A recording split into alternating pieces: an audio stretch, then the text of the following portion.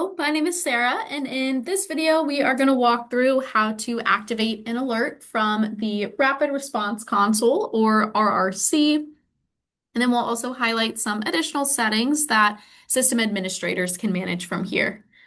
But if you do need to send an alert, the first step is just finding the appropriate alert to send from the options that are displayed on the screen. For example, if there is a fire in building 1, I would probably want to pick the preset alert for a fire in building 1. I can select it just by clicking on it, and then it will bring me to this next page where I'm able to confirm some alert settings. For example, I'm able to see the message text that's already been configured, and based on your system settings, you might still be able to edit the message by typing something out in the box. Maybe I'll add "this is a test." You can make any changes to the message as needed. And then if you continue to scroll down on this page, you can confirm some additional settings. So for example, because this is for a fire in building 1, I can see that it's set up to target just devices in my building 1 group. I can see the delivery methods that I'm using. So this would go out to desktops, text-to-speech speakers, my HPSA devices, and my alert beacons in my building 1 group. I can also see the total number of devices that I'm targeting, as well as how many of those are actually online. And then I can also see any integration recipients that are tied into this alert. So for example, this is also set up to send out a mobile notification to mobile users in my Building 1 group through Alert Aware. And then when you're ready to activate the alert, you'll just click that green activate button. And then there's one more confirmation before it actually goes out. So I'm going to click activate again. It will tell me that it's sending the activation request. There's the desktop alert that I can acknowledge. I did also hear a beeping noise coming from the RRC indicating an alert was sent out. There's the push notification I heard coming into my phone with Alert Aware, and I can hear speaker going off behind me as well. I'm just going to hit close, and now back on the RRC, I can still see that there is an active alert in the system. I could let it run for the full duration, but if you do need to cancel it early, you can click that cancel button and hit yes. That will go ahead and fully cancel the alert, so all of your devices will stop activating and go back to their normal resting state. So that is how to send a preset alert from the Rapid Response Console.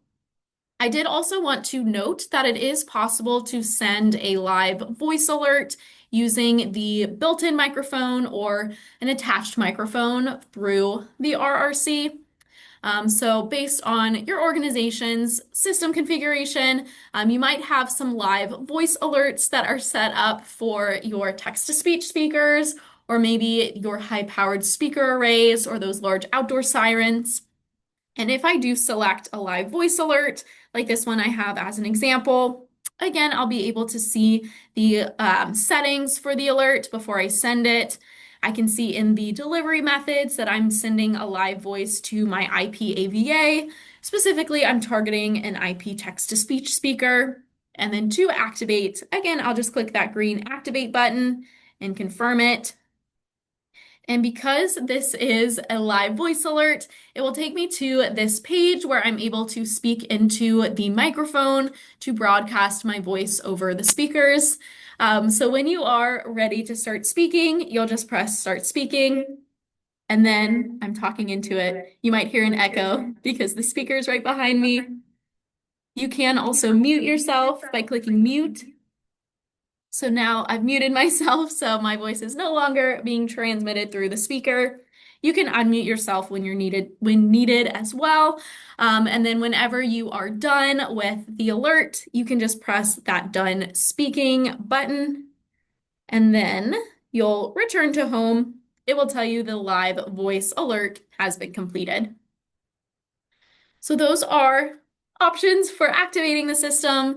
And I did lastly want to go into a few of the settings that system administrators can manage from here. For example, there is a Manage Presets button at the bottom. This is password protected, so you will need to put in the admin password to be able to view the settings and make any changes. And then I'll press OK. So from this page, I can see all of the selected presets that will show on the screen to be sent. And then I can also see all of the other preset alerts that I have configured on my Alertus system. And if I did want to add a new preset alert onto the home page, I can do that by dragging it over to the right-hand side with those dots. And then I can also remove presets from the selected section in the same way.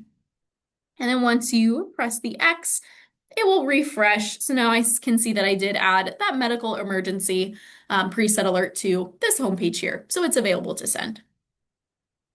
There are also some additional settings that you can manage if you click settings. Again, these are password protected, so you will need to put in the admin password in order to make any changes here. And there are various settings. A lot of them are pretty self-explanatory, but I wanted to highlight a few important ones. For example, you can see the Alertus server that your rapid response console is configured for. This is just for our training server. And then we can also see some reports from this reports dashboard. For example, I can see this activation report showing me how many activations I've had, and I can also manage the time filter that I'm looking at if I did want to make any adjustments there. And then I can also see some server information. For example, I can see my host name, I can see the middleware version, and then I can also see some licensing and support information down here as well. And then there are also some options. You can click Manage Presets to be taken back to that Manage Presets screen that we were just looking at. So you can access that through the settings here. You can also add an organization logo. If you did want to have your own logo displayed, you can brand the RRC for your organization. You'll just be able to tap to make any changes and then save it. And then you can also manage the orientation or brightness settings for the RRC. And then you can also manage some USB connected devices. So for example, I'm just using the built-in microphone for those live voice activations. But if you did have another microphone that you wanted to connect, this is where you can manage the microphone information. And then there is also a send logs button that can be helpful if you do want to upload your log data to the server. You can do that through there. So there are a number of settings that are helpful. And then I did lastly want to highlight on the top left-hand side there, if you click on that exclamation point, this is where you can see if there are any system errors currently being displayed. This is definitely something to reach out to the Alertus support team about if you do want help troubleshooting any of these. And then if you know that you have resolved a particular error, you can also just manually clear it from here as well. But that was everything that I wanted to cover today about this rapid response console. Hopefully this was helpful, and hopefully you'll also continue to check out some more how-to videos on the Alertus training YouTube channel.